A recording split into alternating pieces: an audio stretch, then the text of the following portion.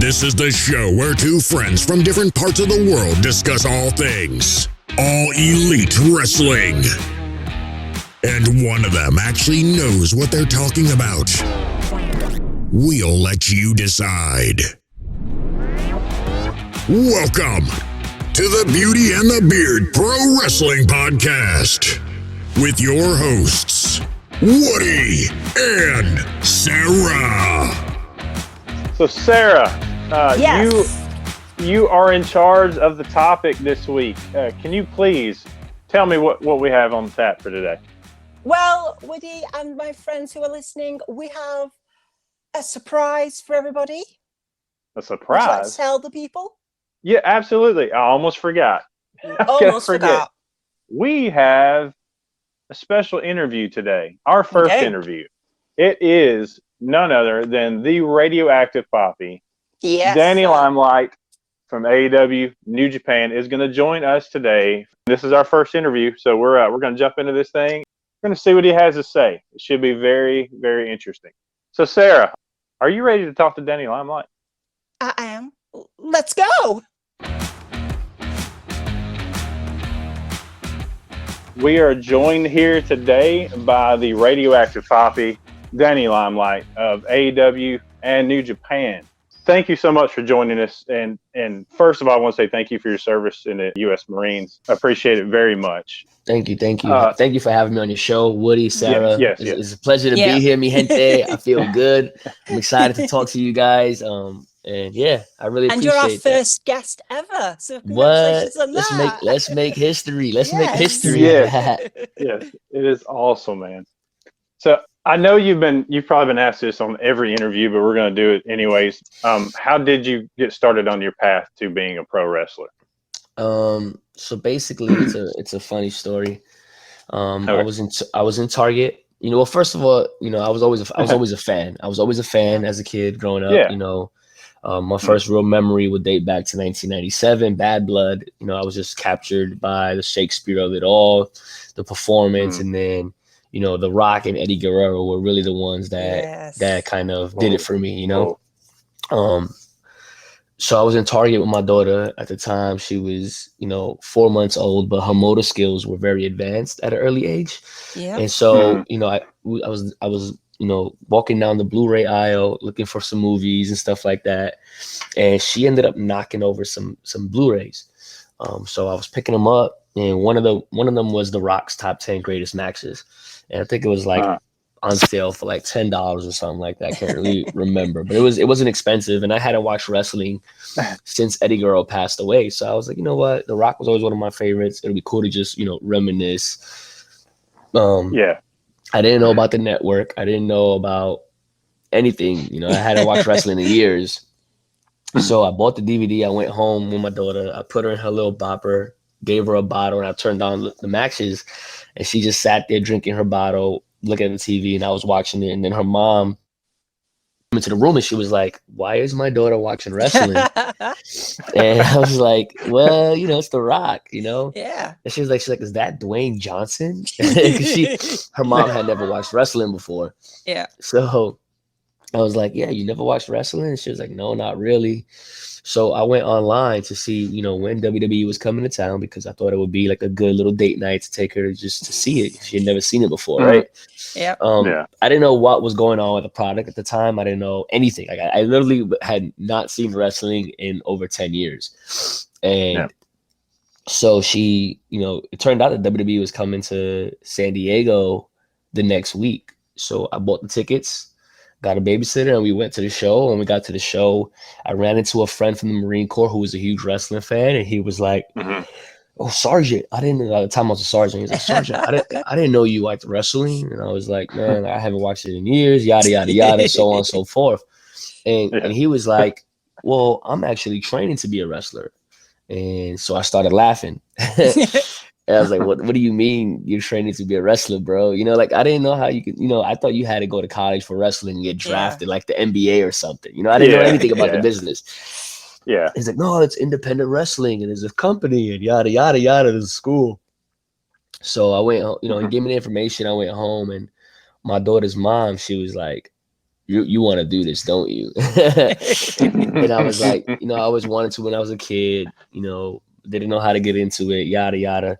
And she was like, okay, go do it. So she actually paid for like my first 3 months or so of my wrestling training. And, That's all right. and like, I got there and I started training to be a wrestler. And, I never say the school that I trained at because months later they ended up kicking me out of school and telling me that I'd never wrestle again. Jokes on them. So yeah, really, exactly. I'm really not professionally trained. I did a couple months with them, but not enough to like really be trained by the right type of people. It was yeah. So when all that happened and kicked me out of school, I thought I was going to be done wrestling, but I got a call, from David Marquez from Championship Wrestling from Hollywood, and while the other promoter from the school was telling everybody not to book me, David Marquez wanted to hear my side of the story. Yeah. And so basically I ended up taking a booking in LA, and I ended up winning a match in another company in LA. And the company that I was training at, they were in like San Diego area. So it was like a different city, different fans and everything. Yeah. But they were so mad that I took the booking and won a match somewhere else. And, what, you ruined it for my fans. And he was just so like offended by the fact. And I was like, in my head, like, one thing that I understood from the early age is I'm an independent wrestler. So you're not paying me the type of money where I can't go other places. Yeah. Like, I knew that, what I'm saying? Like, I didn't know the business, but I knew the fact that I wasn't signed to a contract. I could do whatever the hell I wanted. And so they kicked me out, yada, yada. Marquez called, he wanted my side. I told him. And then, like a month after that conversation, I was on Championship Wrestling from Hollywood, teaming with, Seville Alvarez, who was going as Gino Rivera. And we were the Los Primos Riveras. And, we started wrestling on TV. And I think that's what kind of really opened the door for the other indie companies in SoCal to be like, oh, wait, this kid is actually pretty decent, know? Yeah. And they started bringing me in, and I started, making towns in the indies. And I want to say like the end of 2015 or beginning of 2016. So I was about a year and a half in, I had a dope match in San Diego. Conan saw it and brought me out to Mexico for the crash. So then now here I was wrestling in front of 5,000 people on a card that had, Hijo de Santo, Rey Mysterio, Lince Dorado, Phoenix, Pentagon, Willie Mack, Lince Dorado. I think I said his name already. Angel Garza, Humberto, but he was wearing a mask at the time. So all these guys that you see on TV now were on this card. And I was opening the show. It was 5,000 people in the Foster Gutierrez Auditorium in Mexico, and it was one of the best experiences of my life. That's fantastic. And the rest, from there, things just kind of took off. And then as I started to gain steam and gain momentum on the independent scene, and I was getting the help from the exposure that I was getting on Championship Wrestling from Hollywood, and then wrestling in Mexico and wrestling in some of the big shows in Cali. That rolled in towards the end of 2016, and the Marine Corps said, hey, you got to go. We need you to go be a drill instructor now. So I had to take a break from wrestling. So, after a year and a half of rocking and rolling, I take a 2.5 year break from wrestling. I go be a drill instructor. I make over 350 Marines. Do all this stuff for the military. And as soon as I got done there, I knew I was coming back to wrestling. Like I was missing it. I had seen a lot of my friends from the indies get signed by certain companies and start doing amazing things. And I was, I was craving the ring. I was craving the adrenaline that I got from wrestling. And I got back into it 2018. And, people were kind of like, Danny LimeLight, some people remembered me, but I wasn't a superstar that I was gonna come back to a welcome party, It was like I had to work my way back up, so I was wrestling on these stupid little indie shows, like I look back at it now, I'm like, why was I even wrestling on these shows, but I was getting the reps in, I was getting the reps in.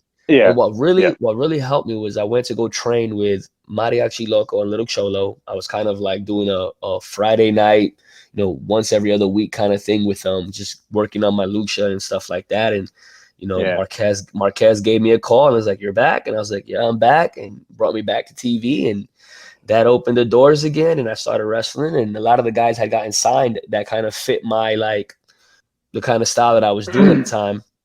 So I let a couple more opportunities start opening up for me, and then I started, Conan hit me back up, and this time Conan was working with AAA. So now here I am making my debut for AAA, and I'm wrestling on, TV for championships from Hollywood. Now I'm making, flights. Now I'm flying out to the East Coast to wrestle, and I'm doing Evolve seminars and wrestling with ACW in Florida. Part of that, that WWN, network and stuff like that. Yeah. And it was great. It worked out really, really well for me. In 2019, I make my debut with Impact, and then 2020, I do my New Japan. 2019, I make my debut with Impact. The end of 2019, I do my New Japan tryout, and then 2020, shit just exploded for me. I make my New Japan debut. I make my AEW debut. I become the radioactive Floppy, and now life is great. And I'm everywhere. Yeah. So you got a real passion for it then, and like whoever said that you'd never wrestle again, I hope they're watching you and going, might have been wrong. Oh man, yeah, I'm sure they're upset. Man, like a lot of missed money for one thing, missed out money. Yeah, it's a business, and now like this kid, here I am, this kid that you didn't think would be able to do it. Everywhere now, and then on top of that, like. I'm the type of person where I don't forget the people that were good to me. So that's why I always give credit to David Marquez for what he did. Yeah. But if I had never gotten kicked out of that school, I would be, promoting the school. I would be, getting all types of, eyes on the school for what they would have done for me, But now, I never mentioned them. I don't give them any clout because of that. Exactly. Also, just proves like if you've got a passion, you don't take no the first time. Just keep working at it. Just keep going. Yeah. Yep. That motivation. Motivation. I always knew that, like, the Marine Corps had instilled a set of skills in me. Growing up in New York City, I learned a lot of things, and I always knew that it doesn't matter what other people say. Like, as long as you grind and you work hard and you're a genuine person, you're authentic to who you are. You never forget where you came from, and you really grind. Like, you're gonna get to where you want to go. The cream does rise, and I learned that it may take longer for others. It may go faster for some, but if you work hard at it and you put in the work and you're passionate, like you were saying, Sarah, nothing can stop you. No, exactly. That's really good. I'm probably the worst person to ask this because I'm way behind on my Marvel movies. I'm way behind he on the disappoints MCU. me. That's it. I'm gonna log off now. No, she gives me grief about it all the time because she knows everything about it. But okay, you're the radioactive Poppy. You got spider on your chest. You got an I Am Groot tattoo. So I think it's safe to say you gain inspiration from the MCU. Is that correct? 100%. Okay. Growing up, no idea. Growing up, like my dad would always bring home the Marvel comics. I would read them. I would, it was a big part of my childhood. Watching the cartoons on Saturday mornings and things like that. Yeah. When I had came back to wrestling in 2018, I was trying to figure out how I can get over again, like if you want to say, how I can, really stand out. So 2019, I did, the Year of the Spider, and all my gear, I was wrestling in trunks, and all my gear was essentially, it was different suits from my favorite Spider-Man comic books. So like I had, the red and blue. I had the symbiote where it was like the black from the Venom. I had Iron Spiders from the comic and the Iron Spider from the MCU. I had, a hybrid from Captain America mixed with Spider-Man where, I from when Spider-Man wore the Captain America suit. I had, the Future Foundation colors from when Spider-Man teamed with Fantastic Four. I just was really putting my passion for Spider-Man into, to wrestling, and it was working because the kids were loving it. So now my t-shirts were like hinted at Spider-Man, and like I would come in the ring and I'd do a backflip and land on a superhero landing. And it was easy for me because I was already somebody who liked to fly and jump and springboard and move like a spider and had cool evasiveness and good and cool counters. So it kind of just worked. I wasn't the radioactive Poppy. I was just, it was Get Your Cameras Ready for Danny LimeLight. And the Get Your Cameras Ready part came from, Peter Parker taking pictures of Spider-Man. Yeah. Oh, so wow, yeah. I did that. And then I started making, I wrestled on Impact and I had like Spider-Man 2099 gear. Watching my match with Impact, it was my debut at the Unbreakable pay-per-view for the X Division Championship. And, I was like, man, like if I'm going to start wrestling in companies like this, like I can't be Spider-Man. You know, it got to the point where like fans were calling me Spidey LimeLight instead of Danny LimeLight. And like, it's not a bad thing. Like it would be great for the indies. It But worked. still. You know, I sold a ton of merch, but I didn't want to be so on the nose with it. Right. Yeah. I wanted to change my style. So then a lot of people don't know this. I only wrestled one match as this. So after the Spider-Man Year of the Spider stuff, I wanted to try something different. You know, I one of my favorite movies ever was The Matrix. Wow, and so I was like, you know, it was way ahead of its time, by the way. Yes, came out in 98, 100%. So ahead of its time.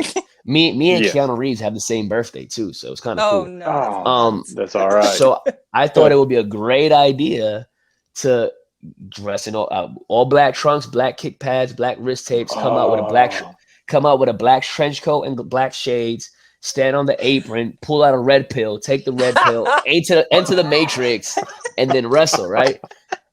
And like I changed my style. Like my style went from flying, you know, I had worked on it with, you know, with a friend of mine, and I was like, I just want to do strikes and submissions now, you know?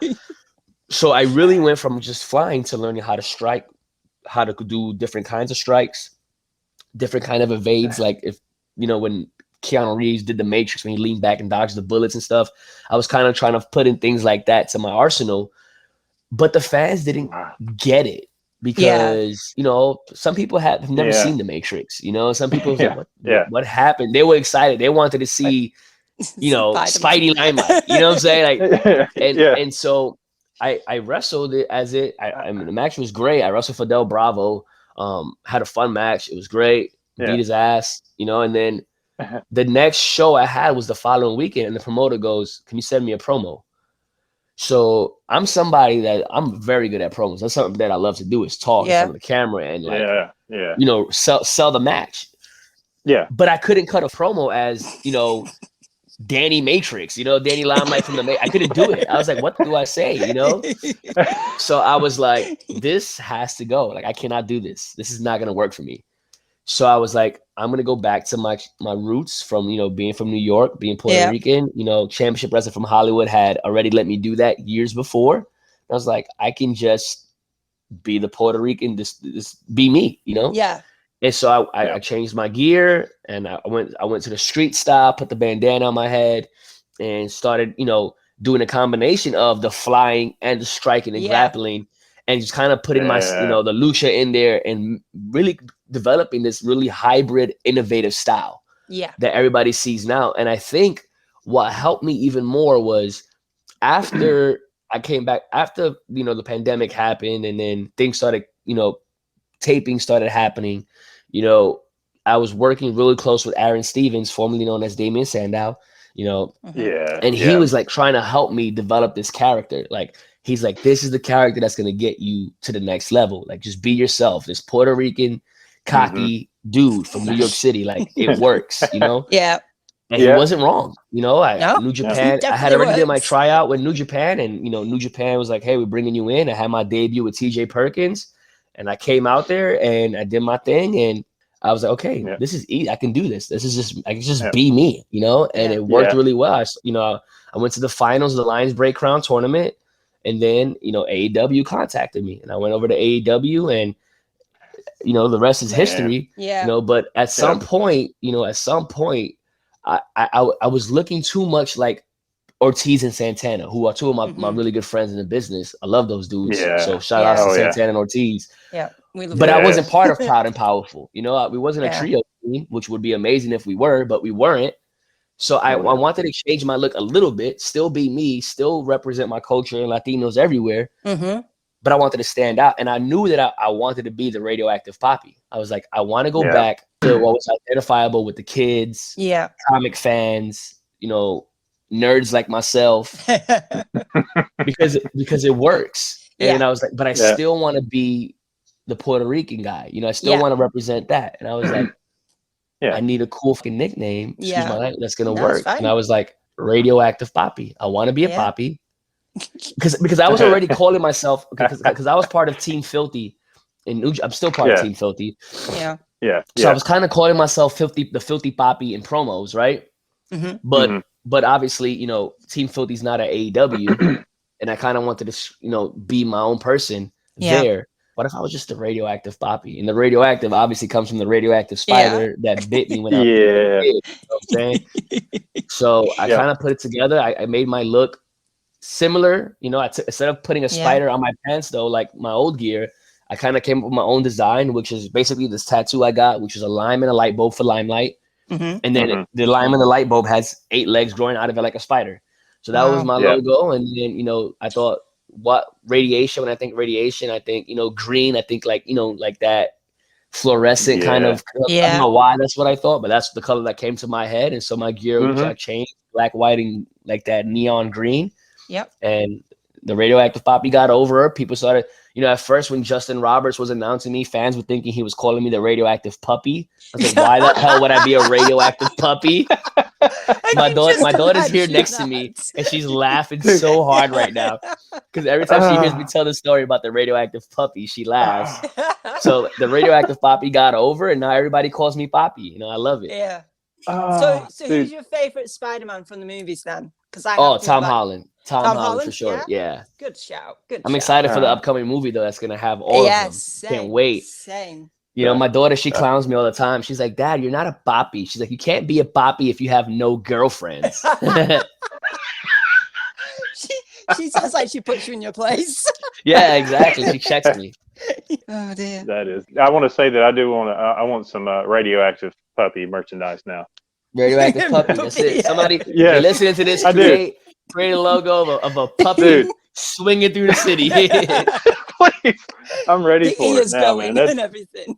That is great. I'm scrolling through my timeline the other day, and I see a poster for a movie called Joe Riv. Yes. I see Nyla Rose talking about that. Can you talk about that at all? Yeah, shout out to Nyla Rose, man. She's awesome. Yeah.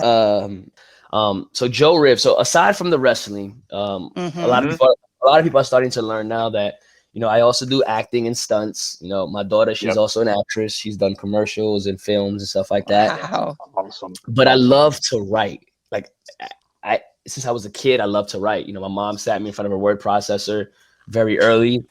You know, I'm showing my age now with the word processor, but I would always write stories. And so I knew that I had a thing for it, and I knew that I love to act and stuff like that. So I was like, man, I want to start writing my own projects, you know, and just shooting my own stuff for fun, kind of, right? Because I didn't know what it would be like. And so I think 2019, I shot my first short film that I wrote. It was called TNT. It was 15 minutes long. It was about, you know, an arrogant female boxer was trained by her brother. Her father died in the ring. And, you know, she was just a great fighter, but a hothead.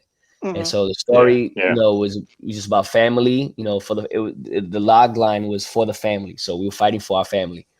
And so it came out all right. I had learned so much in that time. You know, it was directed by Jasmine Cooner. She was a friend of mine that I had met, and she had, you know, she shot it. She was still learning some things about film. I had a lot of great people involved in it, like Miko Sad, who's an Egyptian filmmaker, award-winning filmmaker, someone who's been directing my last few films now. We have a great partnership. It's a great friend of mine. So that was 2019, you know. And then 2020, when the pandemic hit, I couldn't wrestle for a while, so I started really writing. So I think 2020, we shot 5 short films. And the big one that we shot towards the end was Joe Riv. And like we talked about earlier in this interview, Keanu Reeves is a huge inspiration of mine, one of my favorite actors. Yeah. So essentially the idea, you know, came from John Wick. And I was thinking, you know, you think of, you know, all the cool action stars, you know, Jason Bourne, John Wick, Jason Statham. Like, it's always like Jay something, you know? And I was like, man, like I want to have a cool Jay something name, you know? And I was like, well, my last name is Rivera, but I don't want to say Rivera. I felt like it's too many syllables, you know? I was like, why don't I just cut it short, called Riv, right? Yeah. And then the J name, I didn't want to be, you know, Juan or Jose. It just didn't flow good, but I was like, Joe. Joe's like an easy name to say. And so the inspiration came from John Wick. You know, my buddy Miko Sad directed it. He also helped produce it, his production company, I4 Productions. I had created LimeLight Productions, my own production company, earlier in the pandemic time. So we both collaborated on it. And so he was like, man, like you're too talented. Because all the stories and films that I was shooting were focused around other people. I never made myself the star. I just love to write. Yeah. And he's like, we have to write something that showcases you.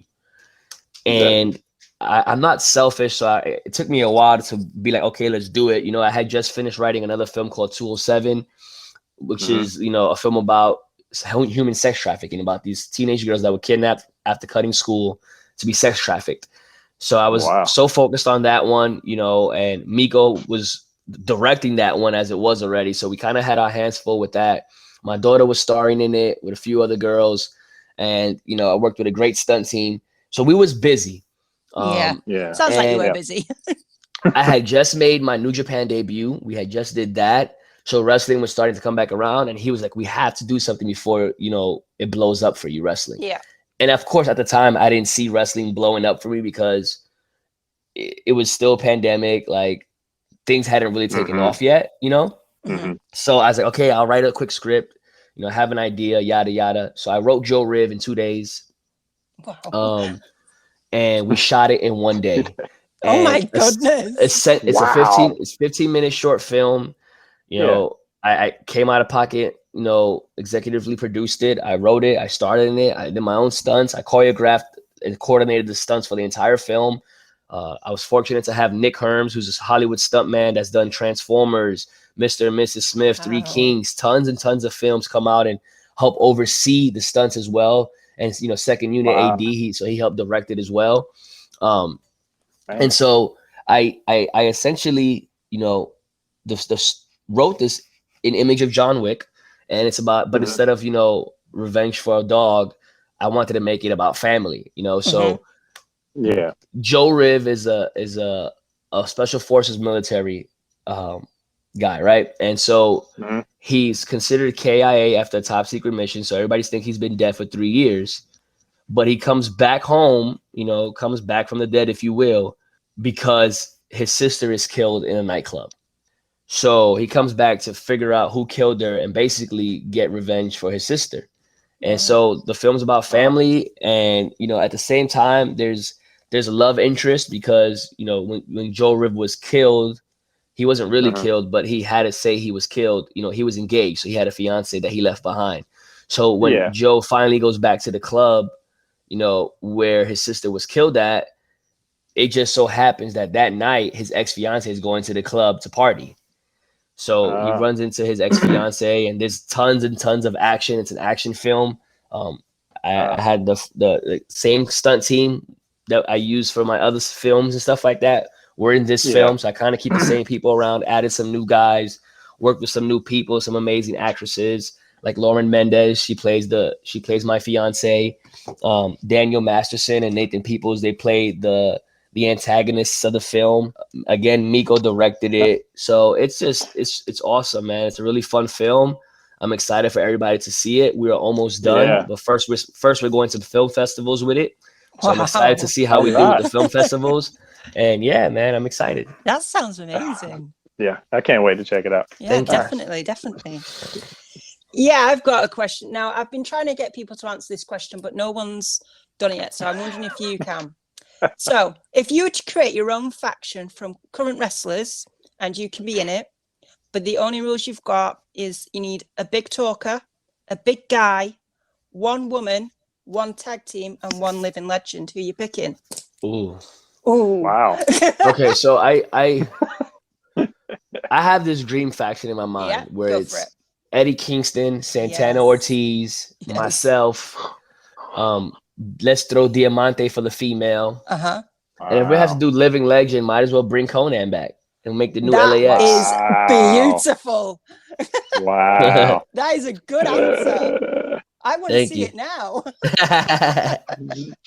Yeah, that's You've got some of my favorite guys in that as well, so I'm not happy. So could you see yourself with Santana Ortiz going for some trio titles? Man, I don't know. I would love to. You know, that's out of my hand. You know, we would see. We'll have to see. That would be brilliant for me. I'd love that. Yeah.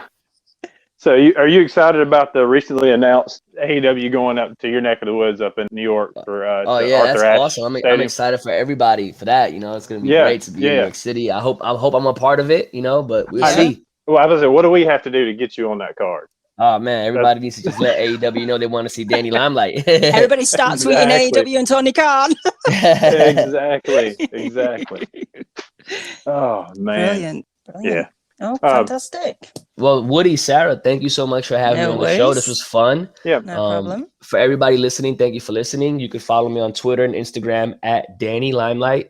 I have some amazing cool shirts. So if you're interested in buying a Danny LimeLight shirt, go to prowrestlingtees.com/Danny LimeLight. Or if you just want a cameo message, I'm on cameo.com/Danny LimeLight. Mi gente, thank you so much for having me. Let's do it again. Yes, no All problem. right. Thank you very Thank much. you so much. We appreciate Have it. a great day. Well, Woody, that was our first interview done from Danny LimeLight, and absolutely, I think that went rather well. So thank you very much, Danny, for being our very first guest. So that was the surprise for you all today. When everybody was tweeting in my little poll I did a few weeks ago, going, "When are you going to get guests on?" And I was like, "Oh, well, now you know this is in the pipeline." So yeah. You never know what we got going on behind the scenes, people. You never know. I'm glad we were able to bring this. Yes. Glad he was able to join us. It was fun. I appreciate his time. And go check out all his socials. Go check out all his merch and tweet AEW and Tony Khan to get into New York. Yes, we got to get him on that card. Got to get him on that card. Yeah. So yeah, that was great fun. I really enjoyed that. And also, don't forget to follow us on Twitter. You can follow the channel at BeautyXTheBeard. You can follow me at Let the Beard Play, and you can follow Sarah at Strange_Pixie. You can. We hope you enjoyed this. We absolutely did. We hope we can bring you more of these in the future. Y'all be good out there. Be good to each other, and we will see you on the next one. Bye-bye.